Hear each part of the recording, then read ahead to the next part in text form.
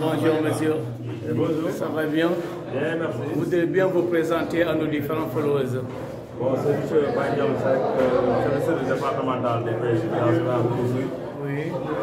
On est ici au niveau du quai de pêche de Cap Skirring. Pour quelle raison? Voilà, on est présent là pour communiquer, informer et sensibiliser les pêcheurs par rapport à l'information météo et par rapport à la sécurité en mer.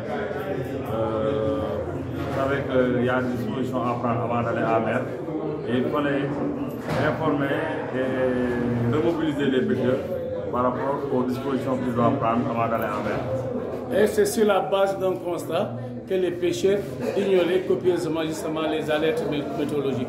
Est-ce qu'ils n'avaient pas pris en compte justement ces alertes auparavant? C'est-à-dire que les pêcheurs de plus en plus ils comprennent et ils acceptent ces informations qui viennent des services météo. Mais c'est-à-dire que cette année-ci, on a vu qu'il y a beaucoup d'accidents et beaucoup de chavirements. Et ceci montre que peut-être il y a une petite frange parmi ces pêcheurs-là qui ne respectent peut-être pas les dispositions.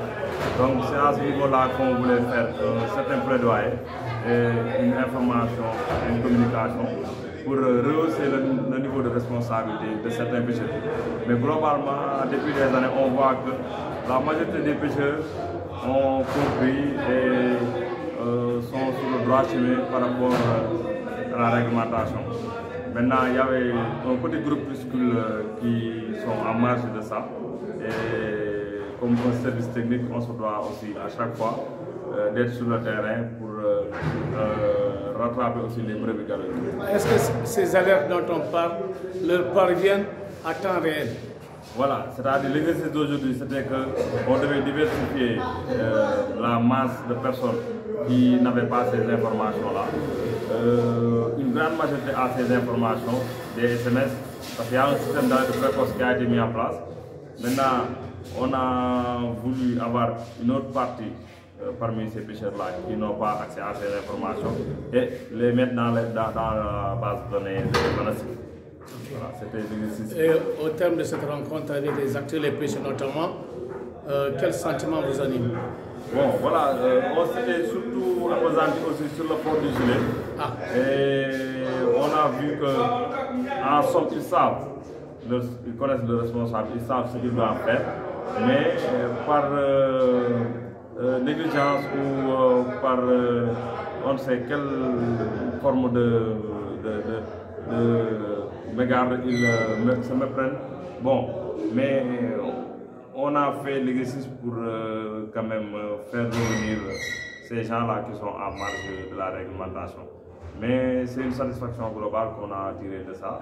On voit qu'ils ont pris la responsabilité de dire qu'ils connaissent, qu'ils savent. Maintenant, comme le dit l'adage, il faut voir pour croire aussi et on va faire le travail sur le terrain. Est-il prévu un plan de suivi? Absolument. Avec le CLPA de Cap Skirring, on a un plan de travail annuel qui est mis en place chaque année, qui consiste à faire des surveillances, à faire des sorties et à faire aussi, comme on le dit, en amont la sensibilisation par rapport à ces pêcheurs-là. Voilà. En cas de manque d'observation de ces recommandations? Voilà, comme le dit la loi, il y a les arrêtés, il y a le code de la pêche, il y a des arrêtés qui nous parlent de la sécurité et des sanctions qui sont inhérentes par rapport aux infractions commises par rapport aux normes de sécurité. Donc, par rapport à ça, la réglementation était claire. Très bien, on va extrapoler. L'occasion faisant le larron, on savait que vos éléments, donc vos pêcheurs, très souvent, ils ont des problèmes au niveau de la Guinée-Bissau voisine pour faute de licence de pêche. Mais j'aurais appris ces derniers moments que l'État bissau-guinéen aurait octroyé quand même à l'État sénégalais plus de 2000 licences de pêche. Est-ce une bouffée d'oxygène en tant que départemental des pêches? Voilà, bon, c'est... En fait, il y a plus de 200 licences qui ont été octroyées. Et la particularité de cette... c'est pas 2000, c'est 200. Non, c'est 250 par rapport à la flotte qu'on a ici. Mais la particularité de la signature de ce protocole cette année-ci, c'est que les pirogues qui ont des moteurs de 15 chevaux n'en faisaient pas partie. Mais cette année-ci, on leur a proposé de leur donner une licence. Alors qu'autrefois, c'était les pirogues de plus de 15 chevaux, les 40 et 30 chevaux.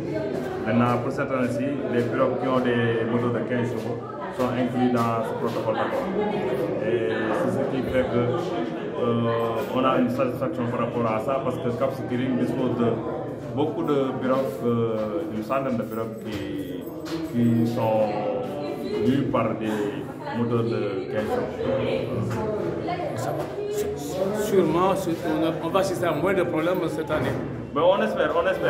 Parce que même durant la formation, on a parlé avec eux par rapport à la frontière et la connaissance même de la limite de la frontière maritime, pour qu'ils ne puissent pas s'égarer en Guinée-Bissau s'ils n'ont pas de licence. On en parlait franchement et ils s'accordent à dire qu'ils ont assez d'informations par rapport à la frontière. Maintenant, c'est à eux aussi de souscrire à cette licence-là pour ne pas subir des tracasseries au niveau de la Guinée-Bissau. Ok, voilà. Merci beaucoup. Ok, merci beaucoup.